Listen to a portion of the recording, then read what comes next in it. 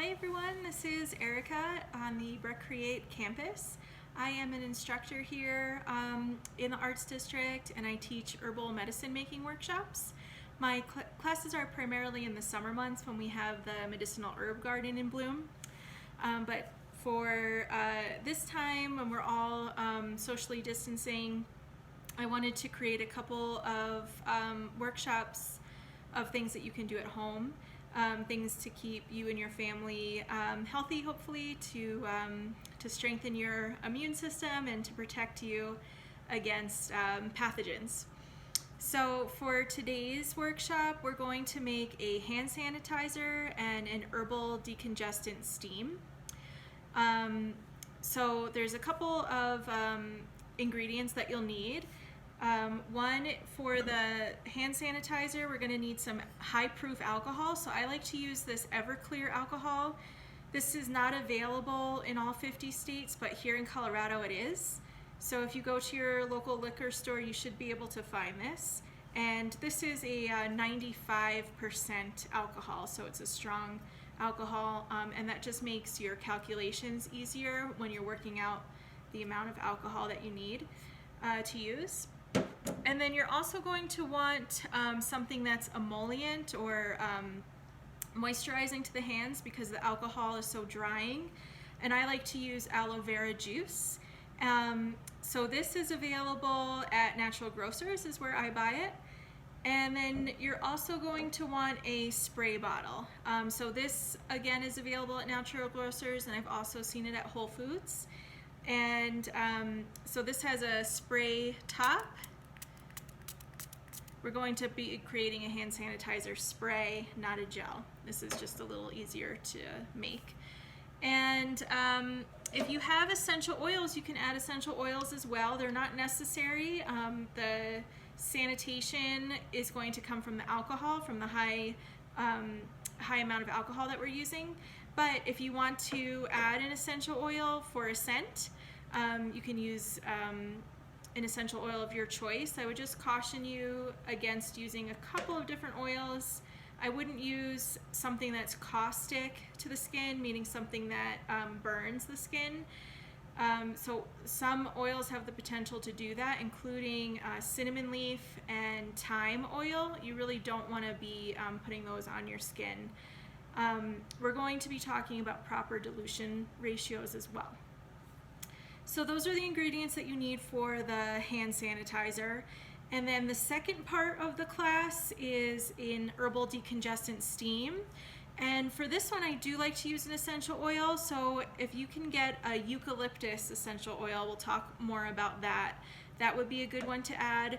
Or you can use culinary herbs. So in your kitchen cabinet, if you have some of the more aromatic herbs for cooking, like oregano, thyme, rosemary, or mint, those would all be good to use as an herb in your decongestant steam. And then you're just going to need a towel to create a tent over your face, some hot water, and a heat safe bowl. So those are the ingredients that we'll be using for today. And let's go ahead and get started with the hand sanitizer workshop.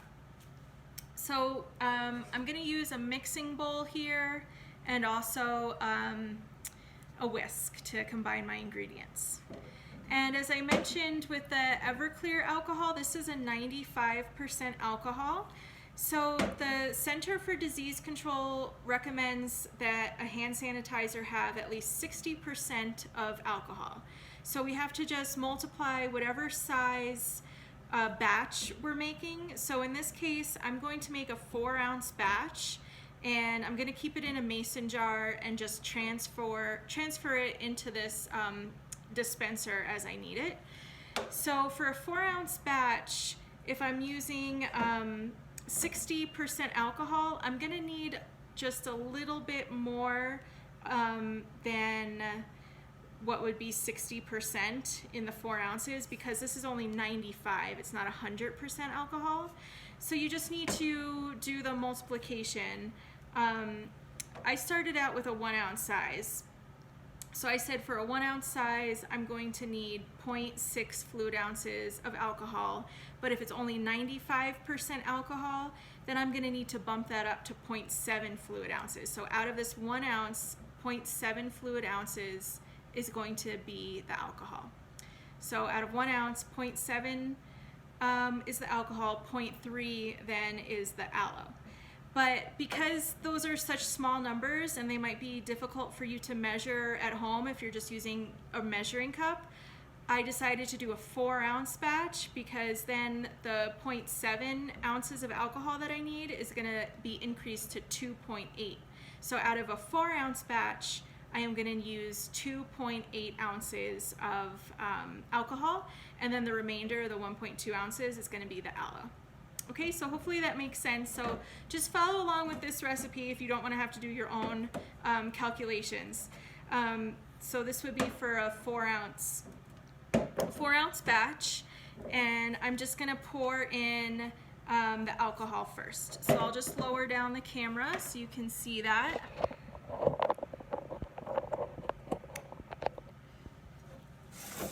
Okay, so here's my mixing cup.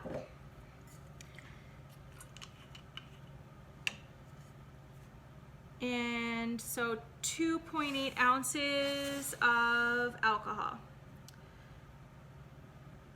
Just pouring that in. So it's just going to be a touch under the 3 ounce line here.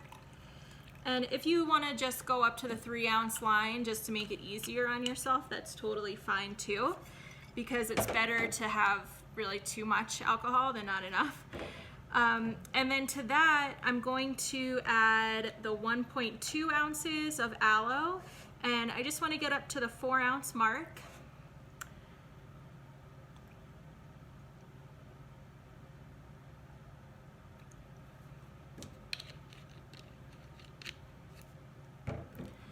And I'm going to start to whisk that together.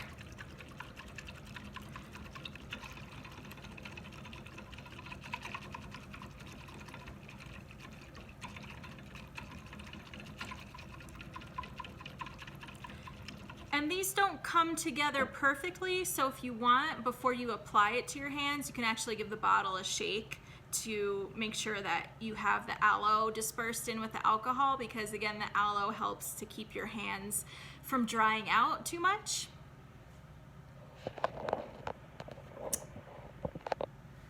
Okay, so let's talk a little bit about the essential oils that you might want to use in here.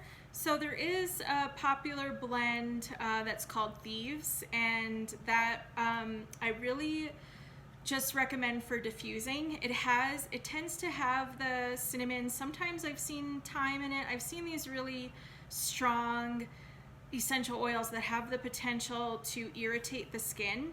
So I wouldn't recommend putting them into your hand sanitizer. If you want to diffuse them using a diffuser, then those scent molecules just get dispersed out into the air. And that's a much safer way to get these essential oils in. So with the hand sanitizer, I like to use an essential oil that is safe for the skin, that is actually kind of beneficial to the skin. So I like to use essential oils that have a constituent in them called linalool, and that's spelled Linalool.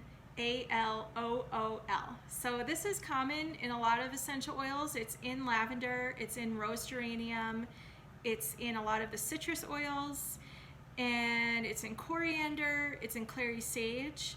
And what this does is it has a relaxing effect. So when you breathe it in, because you are going to smell it when you're putting it on your hands, it's going to have a relaxing effect on the nervous system. And that's more what I'm looking for the essential oils, because like I said, we're getting the sanitation, the disinfectant portion is coming from the alcohol. So any of the oils with the linalool I think are a nice choice, because they have that relaxing effect, and they're easy to come by, and they'll just keep you smelling good. So we'll talk a little bit about dilutions. In 1% dilution, which is what I recommend, that means 1% essential oil in your batch, you're going to use 8 drops per ounce of oil. So a 1% dilution of essential oil would look like 8 drops of the essential oil in 1 ounce of a carrier. So a carrier is typically another oil, like a cold pressed oil such as olive oil, and then you would mix the essential oil into that, and that way the essential oil is getting dispersed into the oil and it's not coming into direct contact on your skin. So in this case, our alcohol is actually going to be the carrier. So alcohol is also a carrier of essential oils. So because I have a 4-ounce batch here, I'm just going to multiply 4 by 8 to get 32, and so I'm going to use 32 drops of the clary sage. So clary sage is the oil that I chose. Clary sage oil, so I'm just going to count out 32 drops here.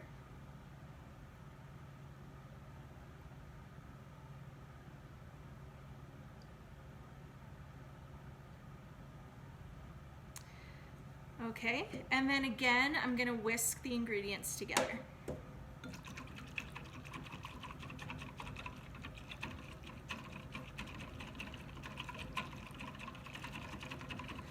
So now the essential oil is fully blended into the alcohol, and you won't see the essential oil separate out. Sometimes when you have a spray and it's just water and essential oils and water don't mix, so you would see the essential oils floating to the top, and then you're not actually getting the essential oil distributed in the water because it doesn't mix. So that's not really a safe way to use essential oils either. So we want to make sure whatever carrier we have, it can actually be, the essential oil can actually disperse into that. So with alcohol, we're good. So now I'm just gonna pour the hand sanitizer into my spray bottle.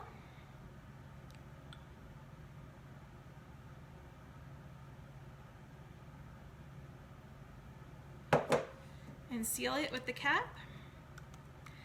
And that leftover hand sanitizer that I have, I can just store it in a jar, label it so I know not to ingest it, so I know what it is, and refill my bottle from that.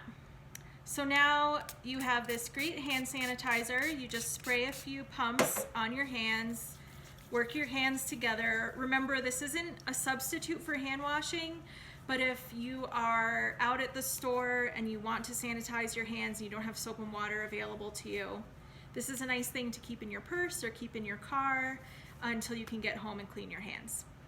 And the aloe really gives it a nice moisturizing effect, so it's not super dry. Okay, so that is the hand sanitizer portion. And then carrying over with our concept of essential oils and working with those. So now we want a larger mixing bowl, something that's heat safe. You can also use a saucepan for this. And we're going to work with either essential oil or dried herbs. So if you just have dried herbs in your pantry, that's totally fine. I would go with the aromatic types of herbs. So there's a family of herbs, it's called the mint family or the Lamiaceae family. And in that, a lot of culinary herbs that you probably have worked with are in there. So there's lavender, rosemary, thyme, oregano, and mint. Those are all in this Lamiaceae family. And the leaves of these have aromatic properties. So when you crush the leaves, or when you pour hot water over the leaves and you kind of get this agitation action, you will release these volatile molecules of scent, and you'll be able to do a decongestant steam. So if you feel like you have a stuffiness in your nasal passages, a stuffy or a runny nose, if you feel congested, if you have a cough, this can be nice too. Probably the most potent herb for this would be thyme. So this you would want to use as the whole dried herb, you know, just like thyme that you would sprinkle on your food when you're cooking. You would take a couple of tablespoons of that and just pour hot water over it. Thyme actually has antitussive properties, and so that means it can help to suppress a cough. So if you have a cough, it can help to kind of soothe that. Now, if you want to use an essential oil, I would recommend eucalyptus. And because we're not mixing the essential oil with a carrier, remember we talked about water not being a true carrier of essential oils, we do want to be careful with how much we're using. So I would recommend for a cup of water, only use 8 ounces of essential oil. And I'll show you what that looks like. And just bear in mind, essential oils are considered to be more potent than using the whole herb. So say we had eucalyptus, and we know this comes from the eucalyptus tree, and there's lots of leaves. If we were just working with the leaf, then we have fiber, we have protein in the leaf, we might have some fats if it's a fatty plant. We have all these other compounds to attenuate the aromatic molecules, so we're not solely getting the aromatic molecules. With an essential oil, we are, because with an essential oil, we've put that plant material into a still and we've heated it up, and those aromatic compounds have already come out. They've come out of the still, and then we condense them through a condensing coil. So that cooling action and that condensing action creates the oil. So it's just pulling out those aromatic properties, those aromatic compounds. So in that way, we're working with just a very specific portion of the plant. And so we have to be careful, and we have to dilute. So let's go back to the herbs. Say we're just doing the herb, and I have some, this is actually hyssop that I grew this summer in the garden, and hyssop is also in that Lamiaceae family. But it's not commonly used in culinary applications. So I'll lower this down again so that you can see. So you would just sprinkle about 2 tablespoons into your bowl. So that can be your thyme, your oregano, your rosemary.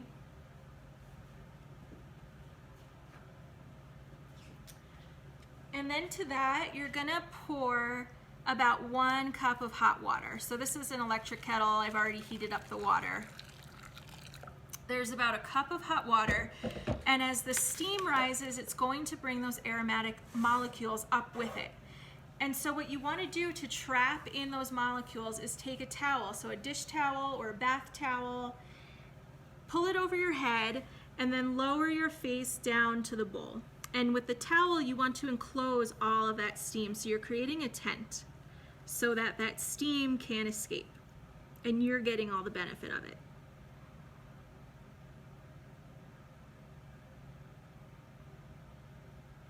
So you want to just stay with your face down toward the steam and breathe. Take some nice, comforting, deep breaths. Get cozy with it. Make sure your face is about 6 inches away from the steam, right? Because you don't want to scald yourself. And when you pour that water in, try to agitate the plant. That agitation will also help.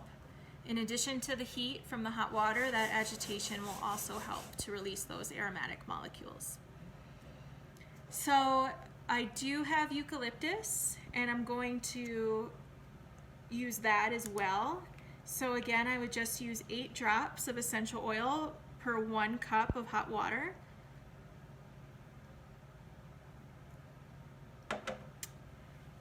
And again, try and make a tent, make an enclosure with your dish towel. Lower your face down to the steam.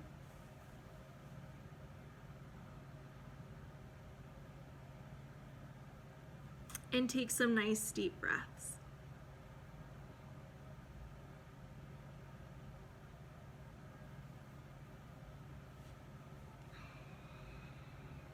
And because that that eucalyptus is so concentrated. I want to close my eyes while I'm bringing my face down toward the steam. It can be a little irritating to the eyes, but that the addition of the eucalyptus really helps to open up the airways. You can really feel it just go right in there, penetrate the airways, and open that up. There's a few different things I want you to know about eucalyptus.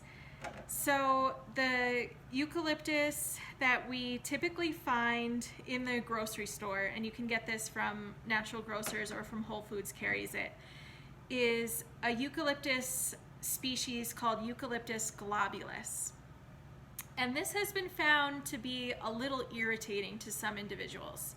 So I would caution you against using this type of eucalyptus with children, with the elderly, or with people who are prone to convulsions, such as epileptics. This would not be a good choice for them to use. Instead, there's another species of eucalyptus, Eucalyptus radiata it's called, or it's also known as narrow leaf eucalyptus. And this is a safer option. It hasn't been found to have this irritating effect that's due to the cineol. So there's another compound. We talked about linalool with the hand sanitizer. There's another compound called cineol that's in essential oils, and it's that can be irritating to the children and to the elderly.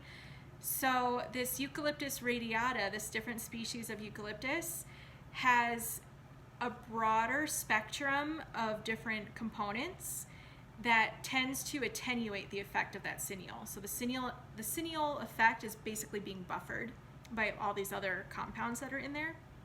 So that would be a safer choice. And there's a third type of eucalyptus that you might find, and this is called Eucalyptus citriodora. This is another species of eucalyptus, so they're all related. They all have the same genus. Eucalyptus is the genus, and then they just have these different species names, so there's just some slight differences in the plant.